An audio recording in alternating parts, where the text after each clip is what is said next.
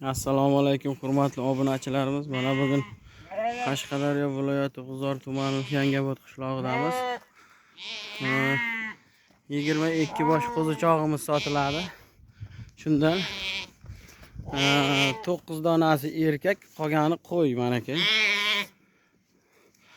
Agar kimga kerak bo'lsa, telefon raqam qoldiramiz, telefon qilasizlar. Dastavkalarni ham kelishamiz.